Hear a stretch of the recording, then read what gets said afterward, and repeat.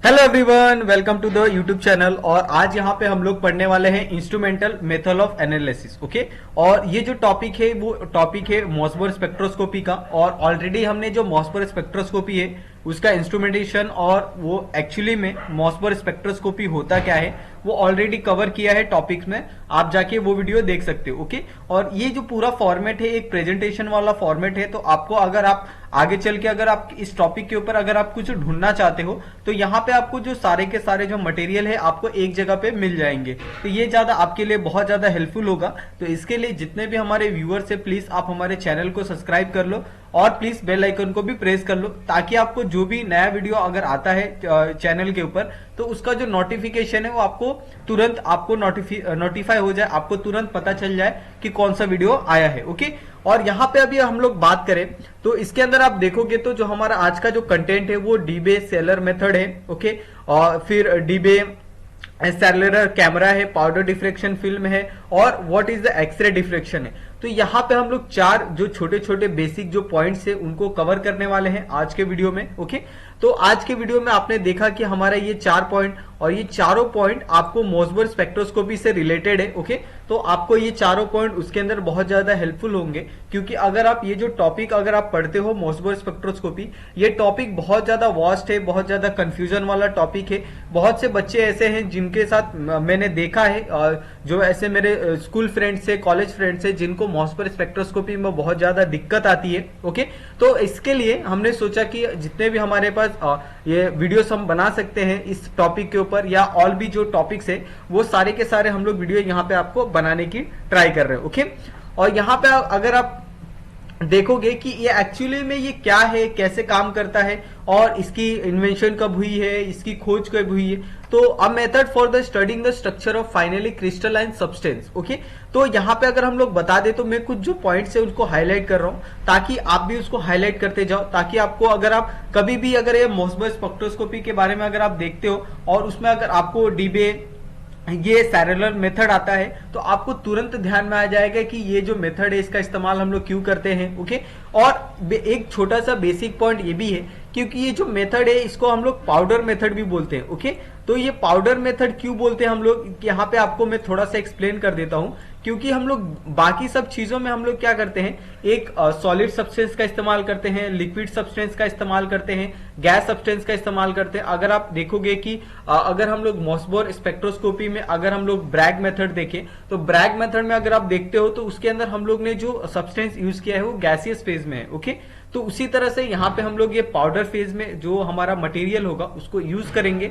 और पाउडर आपको पता है कि उसके अंदर बहुत छोटे छोटे पार्टिकल होते हैं। ठीक है, अगर आप क्रिस्टलाइन की बात करो तो वो क्रिस्टल्स के जो आपको पार्टिकल है वो आपको दिख जाएंगे, लेकिन पाउडर के अंदर जो पार्टिकल होते हैं वो बहुत स्मॉल होते हैं। आप चाहे तो घर पे आपका जो टेल्कम पाउडर होता है, आटे का आप पाउडर ले लो, चावल का आप पाउडर ले लो, तो उस पाउडर को आप देखोगे तो आप पहचान नहीं पाओगे कि कौन सा पार्टिकल है कौन सा नहीं है। ओके, तो इसमें इनफिनाइट नंबर ऑफ पार्टिकल्स होते हैं। तो वो अगर वो पार्टिकल्स पे यहाँ पे अगर ये मेरे पास ये पार्टिकल है पर्टिकुलर, अगर इस पार्टिकल में कोई भी अगर सपोज कोई भी अगर मैं सोर्स ऑफ लाइट उस पर अगर मैं पेनिट्रेट करता हूं तो ऑफकोर्स यहाँ पे नंबर ऑफ पार्टिकल होने की वजह से क्या होगा कि इसके अंदर आपको तो सबसे पहले ये लाइट एब्जॉर्ब हो जाएगी बहुत सारा, और छोटे छोटे पार्टिकल है तो इसके अंदर से आपको इरेगुलर मैनर में जो रिफ्लेक्टेड लाइट निकलती है वो इसमें आपको दिखाई नहीं देगी। आपको एक रेगुलर मैनर में जो लाइट इसमें से रिफ्लेक्ट हो रही है वही आपको दिखाई देगी, या तो इस तरफ से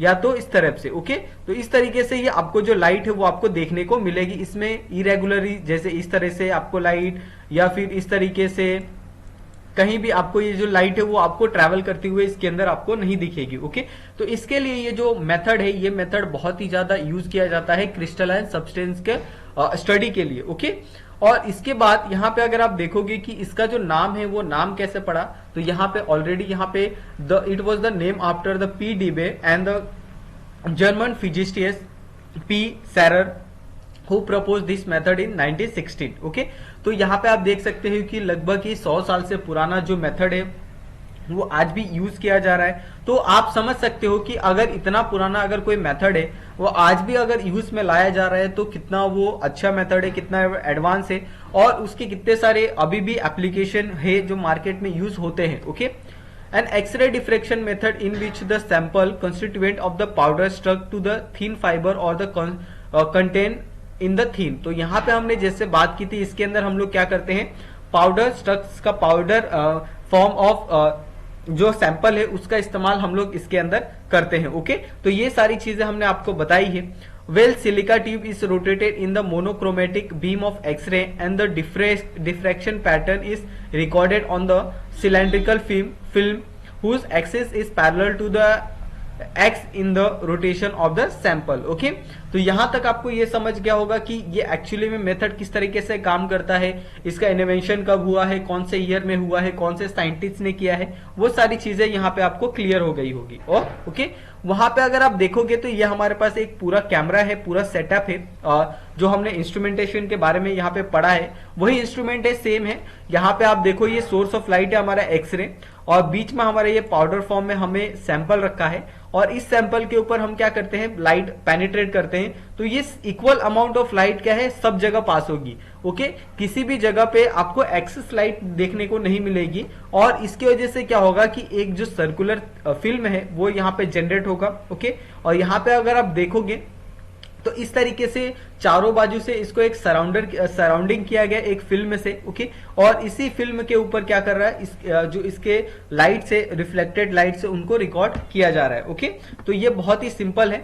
उसके बाद the power diffracted the X-ray is accordance with the Bragg law of produce one cone of the diffraction beam. Okay, तो जिस तरह से आपको पता है कि ब्रैग लॉ में अगर हम लोग किसी भी सैंपल के ऊपर अगर लाइट पास करते हैं तो जो लाइट है इस तरीके से फॉल होती है। ओके, और यहाँ पे जाके एक कोन फॉर्म करती है, ये देखिए, ये यहाँ पे जाके ऐसे एक कोन फॉर्म करती है, और यहाँ पे जो ये इंटेंसिटी होती है लाइट को, वो हम लोग क्या करते हैं, ब्रैग मेथड में फाइंड करते हैं। ओके, तो उसी तरीके से यहाँ पे अगर आप देखोगे इस डिफ्रैक्शन के अंदर, पाउडर डिफ्रैक्शन के अंदर, तो इसके अंदर भी सेम जो ब्रैग लॉ है उसी कंडीशन पे ये वर्क करता है। Okay, on this cone intercept a stripe of photographic film located in the cylindrical camera to produce a characteristics arc on the film. Okay, तो ये आपको बहुत ही सिंपल सा बेसिक जो पॉइंट्स, 2 पॉइंट्स दिए हैं वो आपको अच्छे से समझ गया होगा। ओके, उसके बाद अगर नेक्स्ट यहाँ पे देखें तो यहाँ पे आपको जो पावर डिफ्रैक्शन फिल्म दिख रही है। ओके, यहाँ पे मैं आपको दिखाने की कोशिश करूंगा।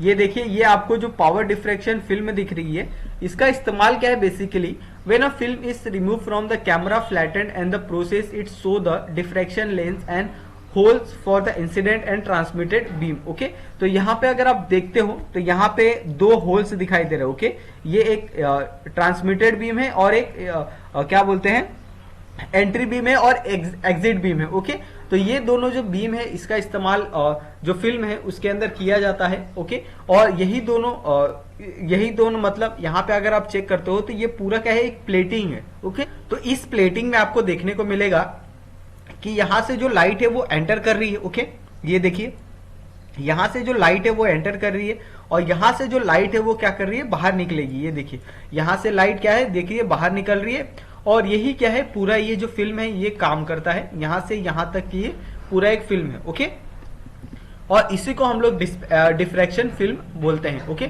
उसके बाद what is the X-ray diffraction. X-ray diffraction already हमने बहुत से कॉन्सेप्ट में पढ़ा है, एक्सरे स्पेक्ट्रोस्कोपी में पढ़ा है कि what is the X-ray spectroscopy. Okay,